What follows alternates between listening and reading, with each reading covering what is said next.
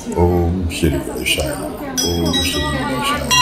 ओम श्री गणेशाय नमः। ओम नमः शिवाय। ओम नमः शिवाय। ओम नमः शिवाय। सभी देवी सज्जनों, साथियों, दोस्तों, सभी को मेरा प्रणाम। आज की कथा प्रारंभ करते हैं। अभी तक आपने को पिछले भाग तक 9वां अध्याय चल रहा था। 9वां अध्याय में 7 संहिताओं का वर्णन था जो कि आपको सुनाया। अब आते हैं 10वें अध्याय पर। 10वें अध्याय में ब्रह्मा और विष्णु ने पूछा, प्रभु, सृष्टि आदि 5 कृत्यों के क्या लक्षण हैं?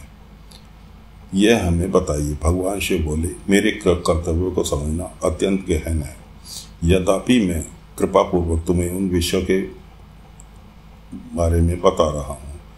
ब्रह्मा एवं अच्युत सृष्टि, पालन, संहार, तिरोभाव और अनुग्रह, ये 5 ही कार्य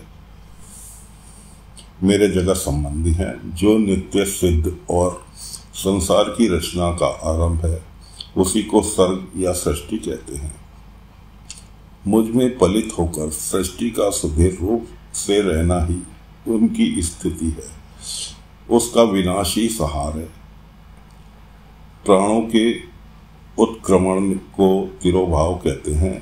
इन तभी से छुटकारा ही मेरा अनुग्रह है। इस प्रकार मेरे 5 कृत्य हैं। सृष्टि आदि जो 4 कृत्य हैं, वे संसार का विस्तार करने वाले हैं।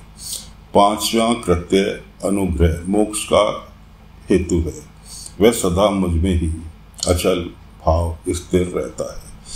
मेरे भक्तजन इस 5 कृत्यों को 5 भूतों में देखते हैं। सृष्टि भूतल में, स्थिति जल में, संहार अग्नि में, तिरोभाव वायु में और अनुग्रह आकाश में स्थित है। पृथ्वी से सभी की सृष्टि होती है, जल से सभी की वृद्धि और जीवन की रक्षा होती है, अग्नि सबको जला देती है, वायु सबको एक स्थान से दूसरे स्थान पर ले जाती है एवं आकाश सबको अनुग्रहित करता है। विद्वान पुरुषों को यह विषय इसी रूप में समझना चाहिए। इन 5 कृत्यों का भार वहन करने के लिए ही मेरे 5 मुख हैं। 4 दिशाओं में 4 मुख और 5वां मुख इन चारों के बीच है। पुत्रों, तुम दोनों ने तपस्या करके प्रसन्न हुए मुझ परमेश्वर से सृष्टि व स्थिति का नामक 2 कृत्य प्राप्त किए हैं। ये तुम दोनों तुम्हें बहुत प्रिय हैं। इस प्रकार मेरी विभूति स्वरूप रुद्र और महेश्वर में 2 अन्य उत्तम कृत्य, संहार और तिरोभाव, मुझ में प्राप्त किए हैं, किंतु अनुग्रह नामक कृत्य दूसरा कोई नहीं पा सकता। रुद्र और महेश्वर अपने कर्मों को भूले नहीं हैं, इसलिए मैंने उनके लिए अपनी समानता प्रदान की है। वे रूप, वेश, कृत्य, वाहन, आसन, आयुध आदि मेरे ही समान है। मैंने पूर्व काल में अपने स्वरूप भूत मंत्र का उपदेश किया है, जो ओंकार के रूप में प्रसिद्ध है। यह महामंगलकारी मंत्र है। सर्वप्रथम मेरे मुख से ओंकार प्रकट हुआ, यानी ओम।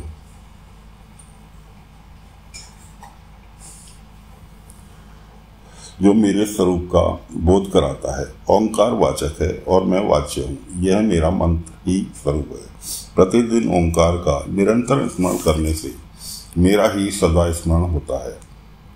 मेरे उत्तरवर्ती मुख से आकार का, पश्चिम मुख से उकार का, दक्षिण मुख से मकार का, पूर्ववर्ती मुख से बिंदु तथा मध्यवर्ती मुख से नाद का प्रकाश हुआ है।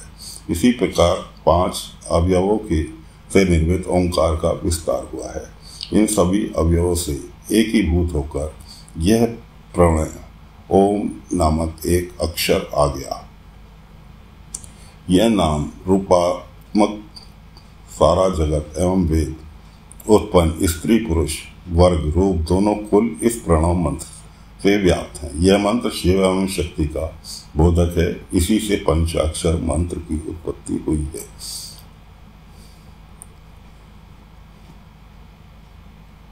जो मेरे सकल रूप का बोधक है, वह अकारादि क्रम से व मकारादि क्रम से क्रमश प्रकाश में आया है ओम नमः शिवाय ये पंचाक्षर मंत्र। इस पंचाक्षर मंत्र से मृतका के वर्ण प्रकट हुए हैं जो 5 भेद वाले हैं।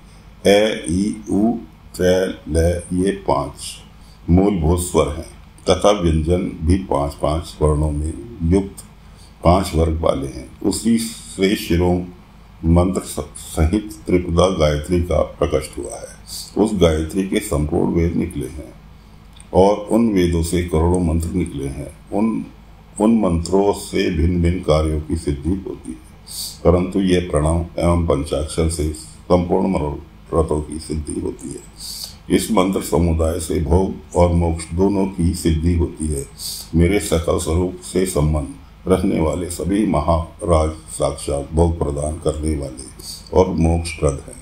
नंदिकेश्वर कहते हैं, तदंतर जगदम्बा पार्वती के साथ बैठे हुए गुरुवर महादेव जी ने उत्तराभिमुख बैठे हुए ब्रह्मा और विष्णु को पर्दा करने वाले वस्त्र से आच्छादित करके उनके मस्तक पर अपना कर कमल रखकर धीरे धीरे उच्चारण करके उन्हें उत्तम मंत्र का उपदेश दिया।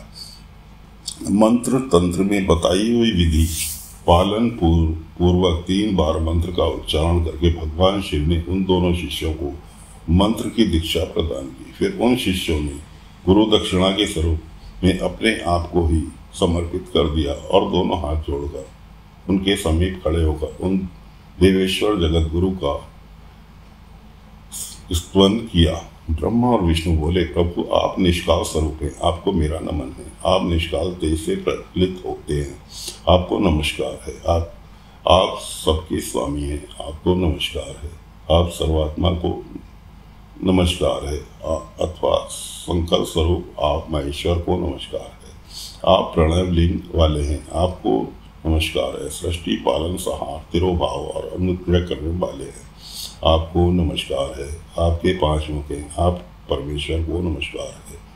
ब्रह्म स्वरूप 5 कृत्य वाले आपको नमस्कार है। आप सबके आत्मा है, ब्रह्म है, अपने गुणों और शक्तियों का कोई अंत नहीं है, आपको नमस्कार है। अपने संकल्प और निष्कल 2 रूप हैं, आप सदगुरु और शंभु हैं, आपको नमस्कार है।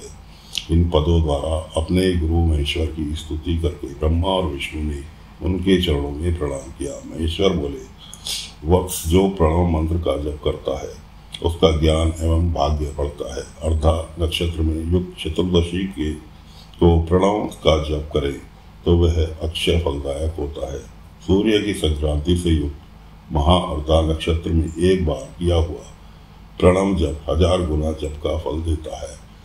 मृगशीर्ष नक्षत्र का अंतिम भाग एवं प्रणव आदि की पूजा होम तर्पण आदि के लिए सदा अद्रा के समान होता है। यह गया होना चाहिए। मेरा अथवा मेरे लिंग का दर्शन प्रभात काल में ही, प्रातः और संगम मध्याह्न पूर्व काल में करना चाहिए। मेरे दर्शन पूजन के लिए चतुर्दशी तिथि निश्चित व्यापनी अथवा प्रदोष व्यापनी लेनी चाहिए, क्योंकि पार्वती परिवर्तनी तथा संयुक्त चतुर्दशी की ही प्रशंसा की जाती है। पूजा करने वाले के लिए मेरी मूर्ति तथा लिंग दोनों ही एक समान है, फिर भी मूर्ति की अपेक्षा लिंग का स्थान अधिक ऊंचा है। इसलिए मुमुक्षु पुरुषों को चाहिए कि मेरी मूर्ति से भी श्रेष्ठ लिंग का ही पूजन करें। लिंग का ओंकार मंत्रों से और वेद पंचाक्षर मंत्र से पूजन करना चाहिए। शिवलिंग की स्वयं ही अथवा दूसरों से भी स्थापना कराकर उत्तम द्रव्यमय उपचारों से पूजा करनी चाहिए। इससे मेरा पद सुलभ होता है। इस प्रकार उन दोनों शिष्यों को उपदेश देकर भगवान शिव ही अंतर्ध्यान हो गए। ओम नमः शिवाय, ओम नमः शिवाय।